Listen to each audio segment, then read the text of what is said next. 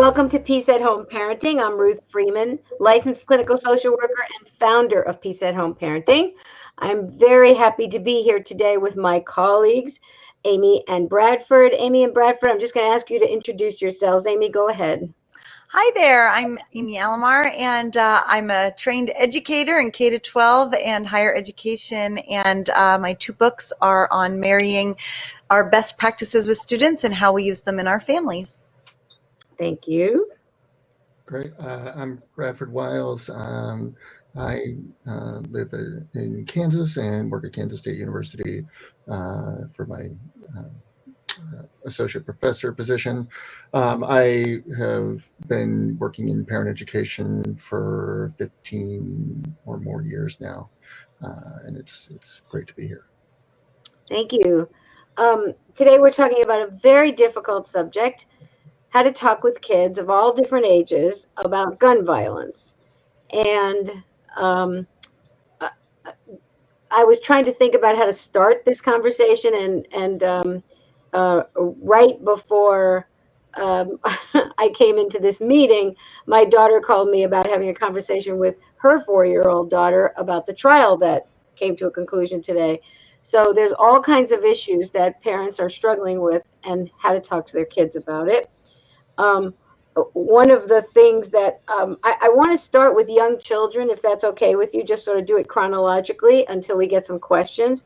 But children, pre-K through kindergarten, young children, the two guidelines that I came across were they need to be protected and keep it a one-sentence story. Do you guys have any thoughts about that or specifics related to that? Yeah, so keep them protected is sort of an extension of that would be let them know that that's your job, to keep them safe. Point out to them other people in the world that are there to keep them safe, whether they're in school. You said pre-K, right? So they may be in a school setting or childcare setting. There's certainly coaches and mentors and other extended family members, neighbors, friends, etc., letting them know we're all here to kind of keep an eye on you. And certainly as they get older into the elementary years, there are more formal roles there to protect them. So even something as simple as, coming out of the pandemic, all these people who have been working at the grocery store and the pharmacy or delivering packages, they're all here to make sure that we are together and safe. And so being grateful for that. And actually, one of the guidelines that I came across was once you're talking to elementary school kids, invite them to say, who's in your life to keep you safe? Even the family dog, who's in your life to keep you safe? Bradford, do you have any other thoughts about young children, through kindergarten, preschool and kindergarten? Yeah, I concur with Amy, and I would also say that children are very egoistic at this, in those years. And so they're not quite concerned about sort of the larger culture of violence or, any of the sort of more, formalized thinking that we experience as adults. And so, really remembering that they're concerned about themselves and where they stand in the world. And so, focusing on that as their foremost need will really go a long way for children that young. And regarding the one sentence, certainly, you want to be as concise as you can be for young children. It helps them understand. And I think that we all agree that we do everything we can to protect them from those stories. And in general, we're not even going to discuss it with them unless they bring it to us. We're not going to be chatting with them about the news in that way with young children. But they may be exposed to it. Or if you think your child might be exposed to it by others, then, for example, if their best friend's mom tells you that he heard about it last night and he's probably going to be talking to your kid about it, you might want to talk about it. But in general, our job with those very young children is to simply protect them and keep those stories away from them to the best of our ability, and be really careful about not just leaving television on, since there's constant stories happening. And Ruth, when you say stuff like that, right, like keep them protected and shelter them, I agree with you. And I also know that we can't protect them from everything, even at very young ages. And so part of that is always being a safe place for them to come and talk. And so a lot of our classes talk about, talking with your kids, talking with your kids about violence, or talking with your kids about potty training, right? It could be anything. And so talking with your kids and keeping that dialogue open is really important, so that if they are exposed to it and you weren't anticipating that, they feel comfortable asking you a question. And that does start really young. Bradford was dead on about that egocentric mentality. And they also don't always distinguish real from fake when they're quite young. And so they may have some questions or even say something that might clue you in, like maybe it's time to chat about that. Yeah, and actually, if kids see it happen on a screen, you don't mean to let that happen, but it may happen. They actually think it's happening right then. Young children don't think that that's a video of something in the past, and if they see it again, they think it happened again, because they're so in the present moment. So keeping that in mind and helping them try to understand that.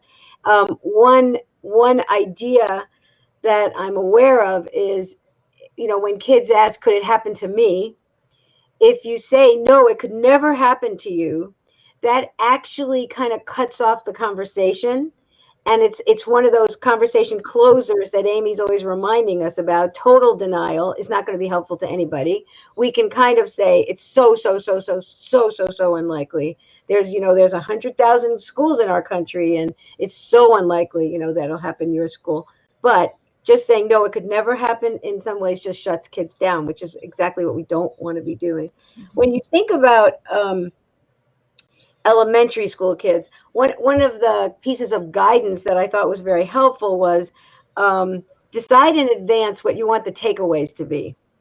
So while you're going to listen very carefully, and we can talk specifically how to listen to elementary school kids, thinking about what's the important things that I want my kids to take away from this. And I actually thought about that a little bit. But when you think about elementary school kids, are there ways that it's different than for kindergarten or preschool? What's different? How might you do it differently? Yeah, I'll start, Amy, and say that the biggest difference is the influence of peers and older siblings in that environment, right? So as children start to age into the elementary school years, they're getting much more of the social environment, much more of that influence from their context, school, extracurricular activities, all the things that we do socially. And yes, those have been have declined due to the pandemic, but I think we're all hopeful that those things will start to really pick up even more so.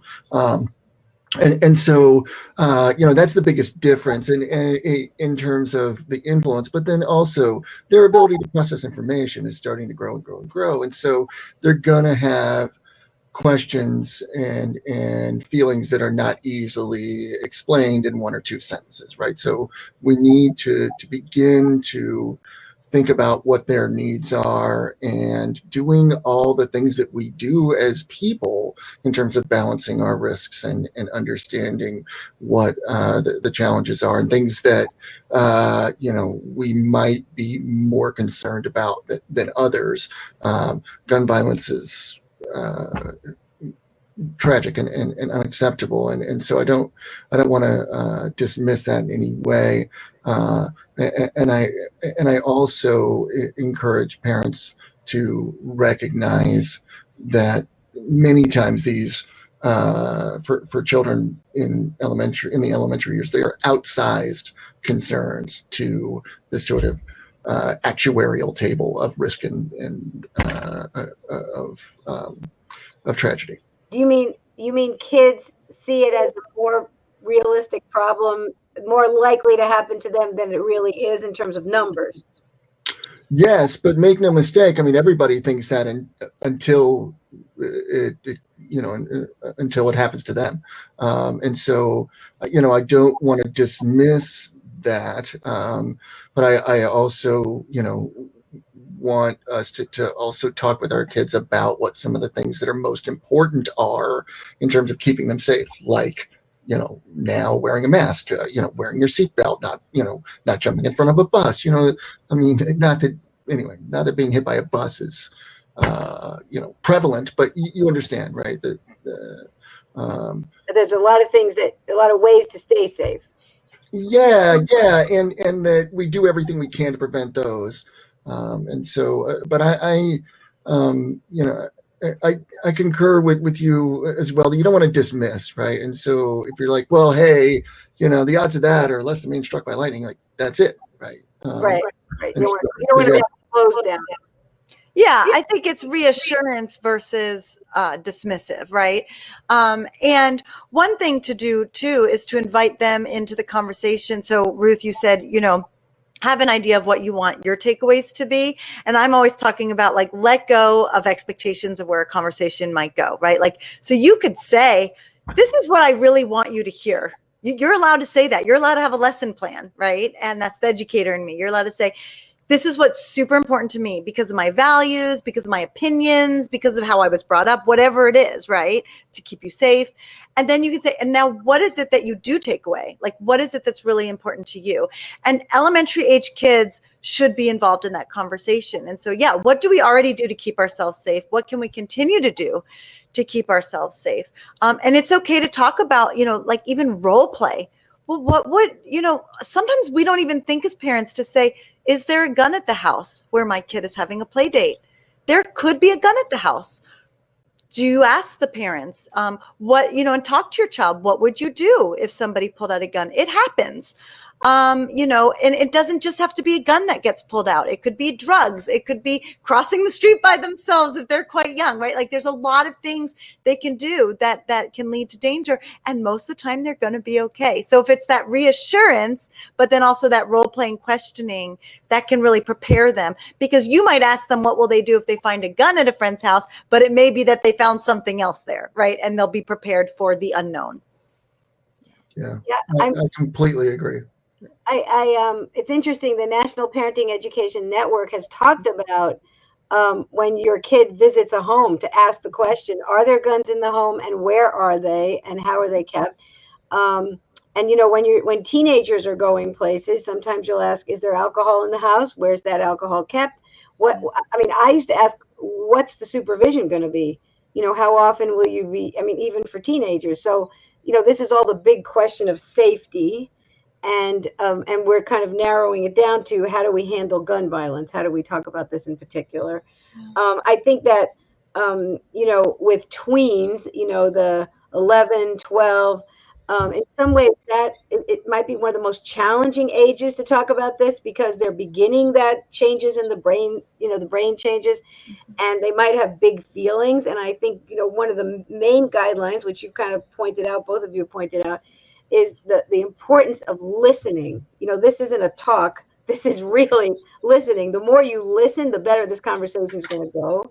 Yeah. And I think some of the things we're listening to is when they raise the question, is listening to the feelings they're having, the emotions they're having about this, and listening to what they already know. Like I always love, Amy, that you point out, so tell me what you've heard. Tell me what you know about gun violence. What have you learned about gun violence? In many cases, kids have had whole sections in their classrooms and had conversations. They may know more than you do. And asking them about that. What have they heard? What do they know? What do they feel? I think that's our number one job, especially starting around tweens and into teens, right? Yeah. You say tweens, it could be the hardest time. They're still playful, and yet they're developing into these independent adults. And so they can be quite fun. And this is a time to engage them on activism. When they're young, they can kind of mimic your values. But even starting around 10 or 11, they're going to, as Bradford pointed out, they're going to be aware of what's going on around them. They're peer influence. And so it's really a great idea to invite them into the conversation about activism. Like, what do they believe in?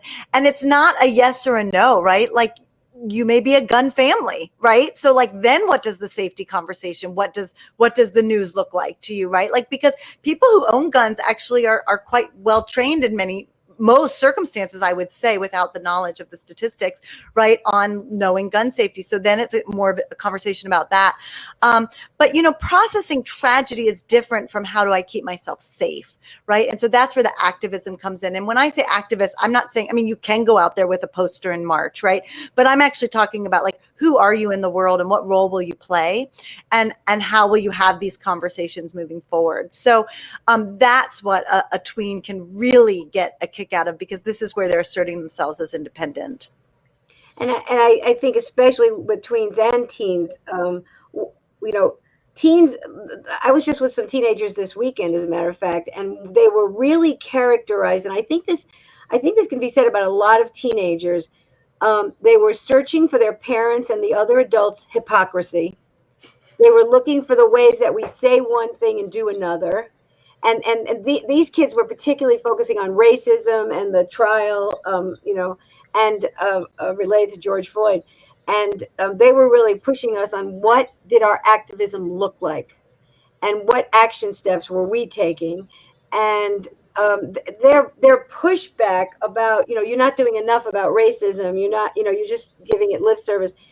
A lot of parents get hurt or they feel attacked or something, but in fact, that's exactly how they're formulating their thinking. Yes. And if you can't be a neutral, interested, bouncing off point and be willing to reflect. The big challenge for me when you're talking to teenagers, they're so passionate and sometimes not completely realistic, but they're so passionate that if I dismiss them, if I say, well, if you had a job and you were working X numbers of hours, you wouldn't be doing much either. If I shut them down, I've really not done my job of cultivating their self-awareness and their passion. And,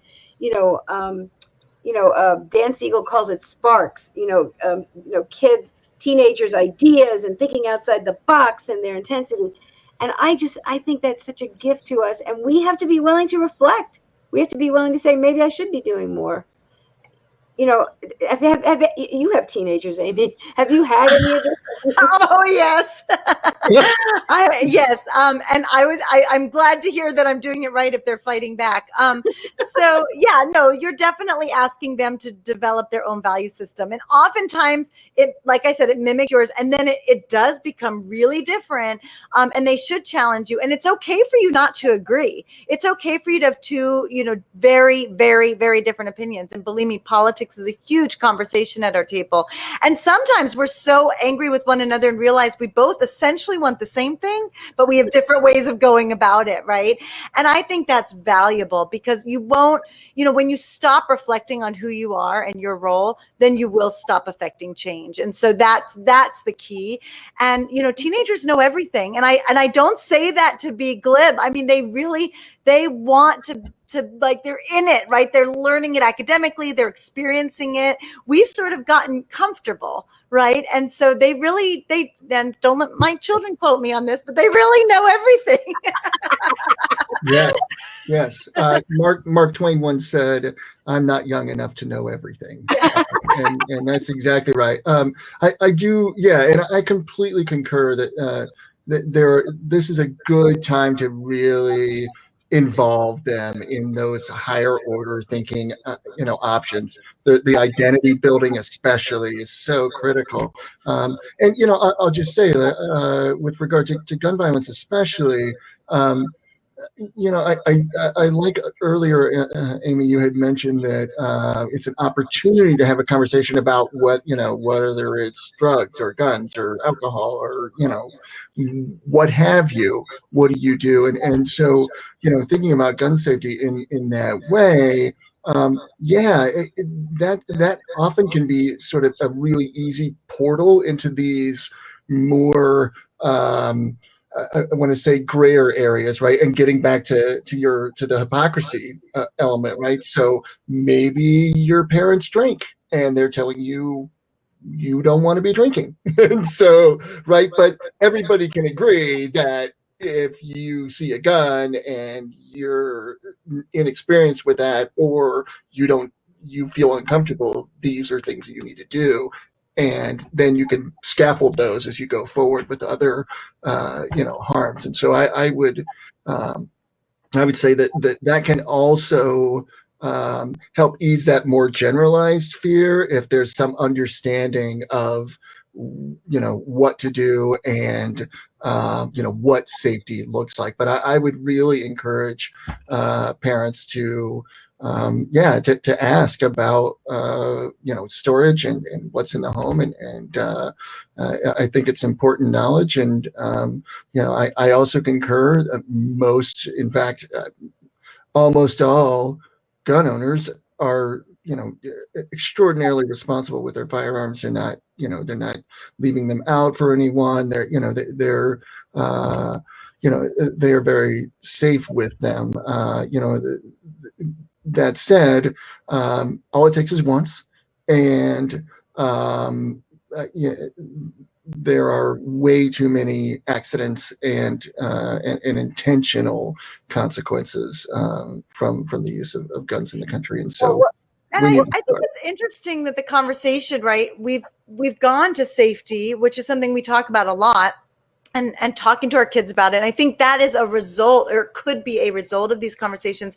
But going back to sort of the main topic about talking about violence, right? Like what we've gone to is like, okay, how do we prepare for safety? But talking about these tragic actions, right? Like, how do you do that? And I think it's okay to also say, I don't know, right? Like, why do people kill each other? Or how did that possibly happen?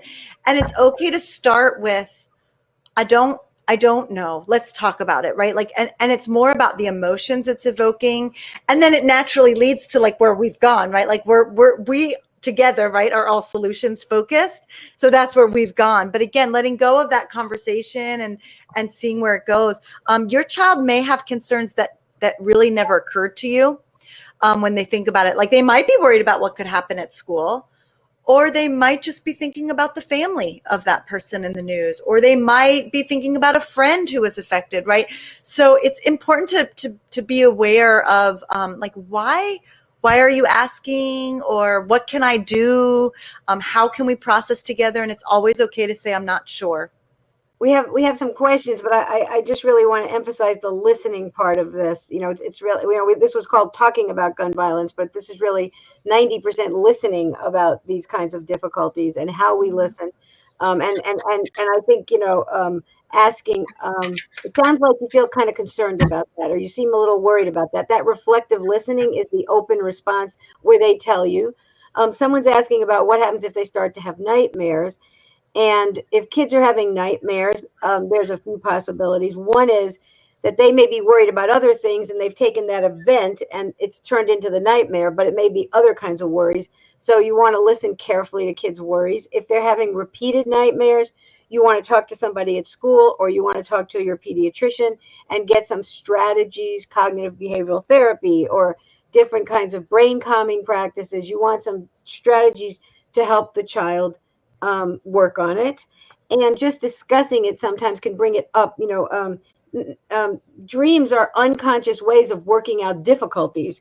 So they're working out some difficulty. It may not be exactly what is being displayed, but if it's recurring and it goes over a matter of weeks, then you just want to get a little support to think about how to address this. So what age should I talk about catastrophes, police brutality, gun violence, bad guys? My 4.5-year-old is asking about George Floyd and is she safe from the police? Mm-hmm. You have any thoughts? Yeah, I mean, please, Amy. Please. I think you're never too young to have these conversations. You do want to keep it age appropriate. Thank you. You don't want to scare your child, but you also don't want to lie to your child. And so that's creating that safe space where they come to you. And I'm actually glad that your daughter asked that question, because that means she's thinking about it and she feels comfortable coming to you. So again, here's it's to say, I don't know your family. I don't know where you live. And I don't know your experience. However, I can just suggest to you that having that conversation and going to more knowledgeable others, right? Experienced parents in the neighborhood or who have gone through this can be helpful to you. But really just reassuring your daughter, like, my job is to keep you safe. And even if I don't have all the answers for you, I'm going to find them with you, right? That's a good place to start. And I think that saying your perspective can also be helpful. Saying that I feel safe with most police, and I think that you're safe with most police too. That's what I believe. And sometimes there's a police person that does very bad things, but it's very, very, very, very, very unusual. Well, And again, we don't know the experience, right? And so it may be that you share another experience with your child if that's been that's yours. right. And, That's and right. it's okay to say that. It's okay to say, actually, I I don't don't really feel trust safe. police. And this is what I do. Yeah. And this is what I do. This is what I do to protect myself because I don't feel safe with police. That's a very good point. I'm sort of doing it from my own cultural bias. Right. And I would just add that, yeah, that honesty is the best policy goes all the way from, 4.5, and, into adulthood, right? You might navigate things differently at different times. And as your children become older, you'll be able to use more nuanced language and things like that. But you don't want to dismiss them and you don't want to deny the existence of any of these things. If, and I, if like I'm a white person, so I just revealed my bias by saying I trust most police. I trust most policemen in my experience. So if you come from a culture that feels safe, but you recognize that people of color may not feel safe, you can use Amy's strategy of talking to a parent from a family of color and saying to the parent, "What do you say to your kid?" And helping your child see that there's different ways of seeing this. Different people feel this differently about this, and that's kind of the truth. And it's a confusing topic. And I like the we can learn about this together. And there may also be some age appropriate like bibliotherapy books to help kids talk about these topics. Just talking to your local children's librarian or your preschool teacher. Are there books that'll help my child learn about these issues in a safe way? And that goes back for the parent of the 4-year-old, right? Or 4.5-year-old. That goes back to like who is in your community keeping you safe. Sure, police people, but also who else, and really pointing out that to them. I also think this is a great opportunity as kids are older, for again to voice their own opinions on these things, and how if you want to affect change or if you don't, right? Like, how do you voice your role in the world? And that can be really powerful. Again, they'll mimic you in the beginning, but then they'll come up with their own ways of doing that. Yeah. And the question of, when do I talk about catastrophe? At what age do I talk about catastrophe? I just want to go back. I don't know if this parent was here, but I want to go back to for young children under, kindergarten and under.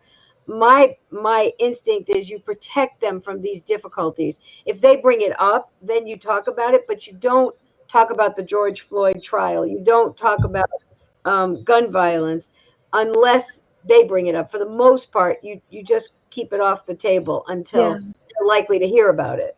Like earlier you said, Ruth, you said, don't say this will never, ever happen, right? We don't want to lie to our kids. But at the same token, we don't want to catastrophize things. Oh my God, we're never going to be safe.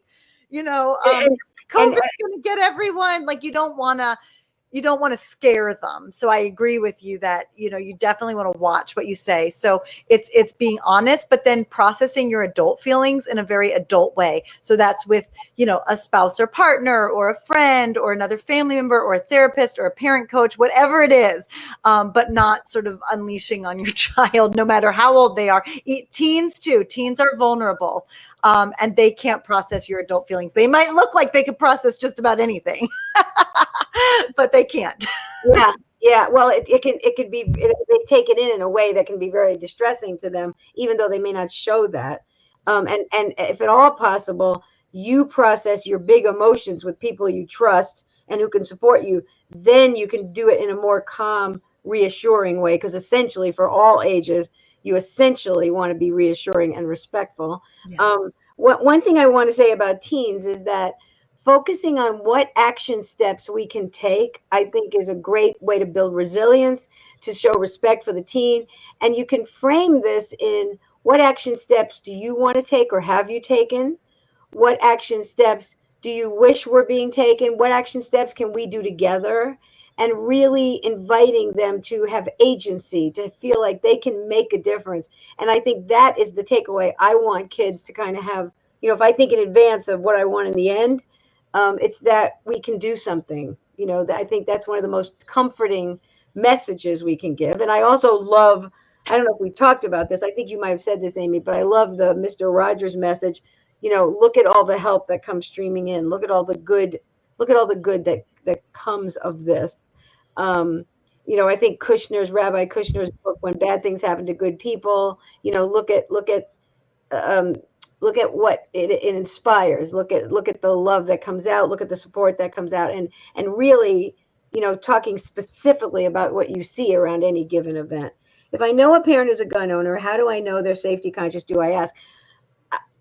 As of, I have to say, I was a little naive about this when my kids were growing up, and today, I think if my kids were going somewhere, I would ask if there are guns in the house. I would ask where they're kept. I would ask if the bullets and the guns are in the same place. I mean, I'd ask a few questions, and I'd ask how do you assure safety? How do you know they don't know the passwords? I would ask the questions. And I think the point here too is you're never going to ask all the right questions or protect your child from everything. And so you're showing your child, this is important to me. Just like if you're going to ask if a parent will be home or if alcohol will be served, you don't know that you're going to get the right answer. Things change. People have good intentions. Things get out of hand. So the fact that you're asking shows your child that this is important enough that you're taking time out of your day to worry about it. And the fact that you're talking about it with your child, that's the most important thing. I mean, you're never going to ask all the questions to keep them safe. You just can't. And also, you could ask a gun owner, if you know a gun owner, you could ask them, what are some questions I can ask to that'll be respectful and will help me determine this. And you can ask, and you can tell the kid they can ask the question if they prefer. But the kids, if they're teenagers, they're going to be annoyed with you. But that's a kind of a par for the course. It's kind of chronic. So. If I can chime in, I would say, I my own biases aside,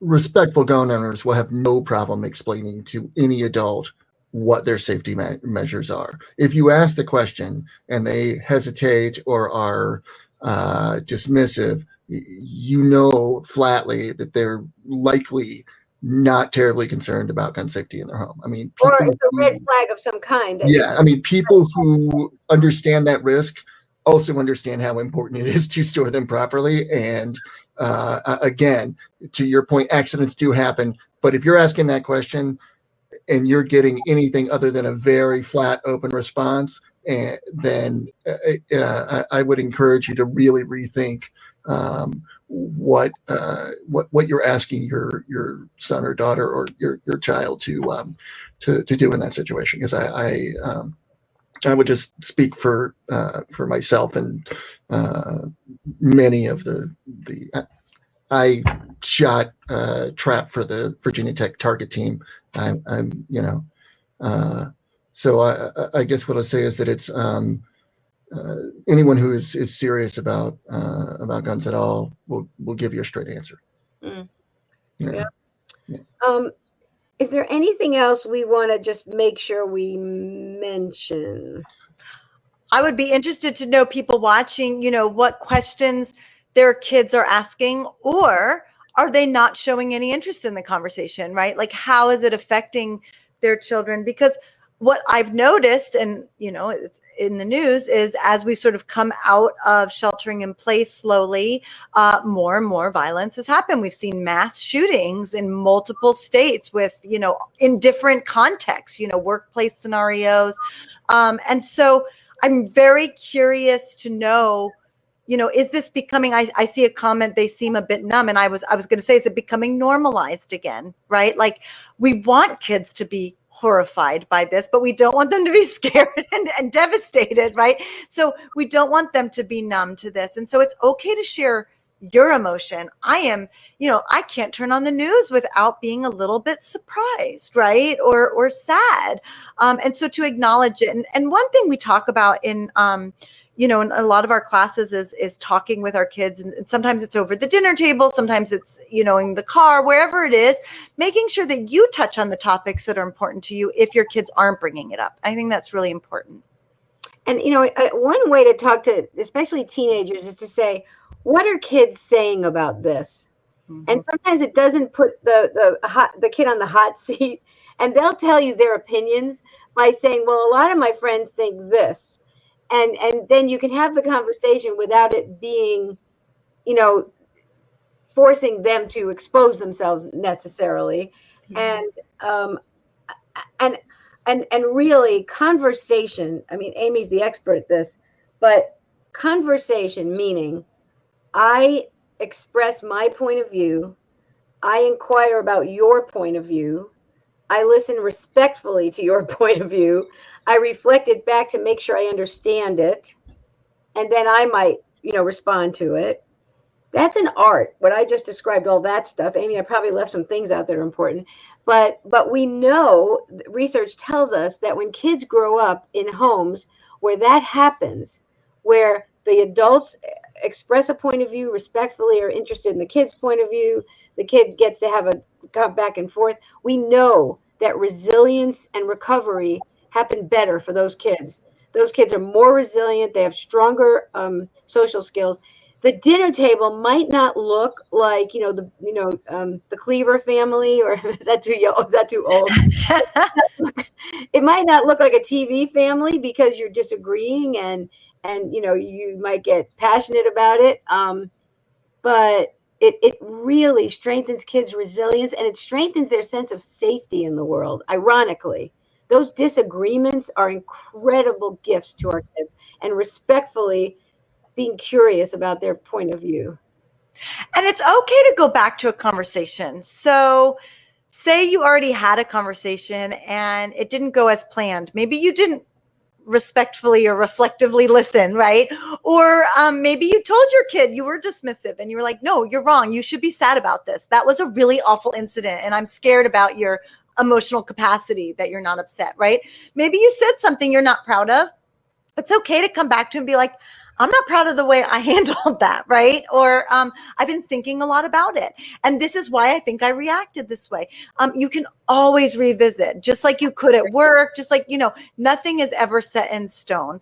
And so don't be afraid to admit that you were wrong, that you weren't proud of how you reacted, that you didn't think of everything, because you are showing your child that you are vulnerable and you are imperfect, but yet you still can come back and be strong and have that conversation with them. That will build a trust between the two of you that's so valuable. So it's not like we're telling you to always sit back and be perfect. There are times where I have spaced out. I'm thinking of something else. I'm multitasking. I'm looking at my phone and I'm like, wait, what? That is not great reflective listening. You know, and so we fall victim to that. So don't beat yourself up. Don't label yourself a bad parent if that's happened, because it's normal. It's human. Just be willing to go back to it when it's really important. And I want to remind folks that adolescence is the most narcissistic developmental stage of all developmental stages. They're thinking about themselves more than they ever have and ever will in their whole lifetimes, for a whole variety of reasons. And even if your child is disagreeing with you about something of great importance to you, you know, maybe, for example, you have a very strong faith and you've gone to church, you know, all their lives, and they've been part of the youth group, and they suddenly say, I don't believe in God, you know, whatever. They say the thing that's going to be like, don't, first of all, assume that's going to be their life position just because they're so passionate about it right now. And second of all, be curious about, you know, what led them to this. I mean, I remember one time, my daughter was only like 8 or 9, and this neighbor was saying something about church school or something, and my daughter just says, I don't believe in God, but I do believe in the devil. You know, it just came out of nowhere. And this was a very religious lady down the road. And I was like, wow. And I was really, I didn't know what to say. I was embarrassed, but I didn't want to shut her down. And she goes, yeah, I've seen a lot of really bad things happen. People get killed and really bad things happen. And I just haven't seen that many miracles. And it was quite challenging. And of course I went into, you know, when a baby is born, it's like a miracle, but it was weak. But if I had just, and I was so embarrassed, but if I had just shut her down at that point, I would have done much more harm. And I had to just swallow my embarrassment and say, well, that's not how I see it. And maybe we need to pay more attention to miracles in your family. But I think that the challenge is to accept where they are. Yeah. Yeah. Well, and talking about the miracles, right? Acknowledging the miracles in your family, we would be remiss, Ruth, if we didn't talk about gratitude as we like to do. It's important to recognize what's good in the world. And so what can come of something, and it's not spinning. I'm not talking about being a spin doctor and making sure everything is hunky dory, but it's, well, what can come of it? Right. And that goes back to like your role in the world. And so practicing gratitude for what you can learn from a situation or what didn't happen. Right. It's okay to be grateful in a moment of tragedy. And even, are you guys hearing an echo from me? Why is that happening? I won't say too much. I'm going to let you close out, Amy, because I don't want to be echo. But I do want to say, you can't express gratitude to your kid for respectfully disagreeing with you and for thinking independently. And I would always celebrate that. Yeah. Yeah, that's a good point. Yeah, I think that the ability to reflect what they're putting out will be extraordinarily helpful for them. Again, you're modeling these things, and to Amy's point, gun violence is still traumatic for adults, right? I mean, I was in Colorado Springs when the shooting was in Boulder. My 8-year-old was with us. We certainly had these really difficult conversations about gun violence and about what its effect. And of course, Columbine was just up the road. The Aurora movie theater was there, is just there as well. And so it's, it's okay. As adults, we need to forgive ourselves for the trauma that we experience as well as part of it, right? You had mentioned that maybe the people coming out of the pandemic are also kind of numb to everything, right? Because it's just been information overload. But that is a result of trauma. I mean, we get numb from trauma. And so, it's really important for us to remember that, we need to forgive ourselves for what we're experiencing and how we are, emoting and communicating, and recognize that, nobody gets 100% of our best every time. And so, recognizing that, everybody makes mistakes, and that you need to be able to process what's going on in terms of the violence in your community, or what you're seeing, as you also process with your child. And so I really encourage parents to be really intentional about their own experience, their own emotions that come from these things, and make sure that they are, processing that as they assist with their own children. It's the classic, put your own mask on before you put your child's on when you're on the airplane, right? And so I just really encourage adults to be kind to themselves. Amen. Someone just told me my phone was near me, and that's why I was echoing. Amy and Bradford, any other last thoughts? I think we got all our questions. Any other last thoughts? Any other takeaways for folks before we depart today? So I've said that I think there's the balance that you have to find as a family of sort of turning down the noise. It doesn't mean turning off the screen. It means, what's agitating you. So there's a balance between that and then talking about it. And so maybe one thing to do, probably not with the very young children, but otherwise, is to watch and read and learn together, really understanding things together. And then that gives you the platform to talk about them. I think it's important to experience things together, and it's okay to process your emotions, to share them, but then processing them, as Bradford suggests, in an adult sort of manner. Any last thoughts, Bradford? No, other than I really appreciate both of your perspectives, in that it solidifies many of the things that we know about community violence, and that it's going to permeate multiple different areas of our lives, and understanding sort of how important listening is, and then also recognizing that these are opportunities as well, right? There's an opportunity to learn from these things, to do our best to help in our children's development and understanding of the world. And truly, I come from a perspective that our goal is to make sense of the world, and some things we just can't achieve that on. But as I think of human development, that's what we're all about. We're trying to make sense of things. And so doing your best to facilitate that, and being okay with understanding that sometimes you'll never be able to make sense of some things can go a really long way. The question being, is the universe friendly or not? I just wanted to remind folks, I sometimes tell this in classes, that after 9/11, they found that children who knew the stories of their ancestors, if they knew the stories of where their ancestors came from, and particularly overcoming diversity, those kids were actually less anxious after 9/11 than kids who knew nothing about their families. And so I was thinking what you were talking about, Amy, how we can kind of go down this rabbit hole of talking about these really intense issues that are coming at us really fast and furious.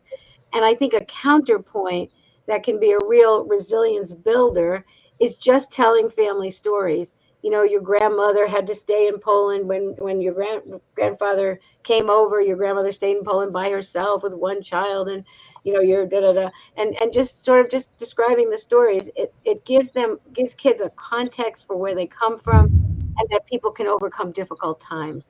And I think this mix of careful listening, respectful expression of our views, regular daily gratitude practices, which do all kinds of great things for the brain, and telling positive stories about overcoming difficulties. All of those can be a powerful, and just enjoying time with your kids. I mean, we really have to look at childhood and say, we can talk about these difficult issues, but we've got to make a very good balance of playtime, joy, and connection, and let these things be discussed, but within a limitation, and forcing ourselves, turning off the TV, turning off the news channels, and forcing ourselves to just spend positive time in one way or another, because it's been so out of proportion in so many ways.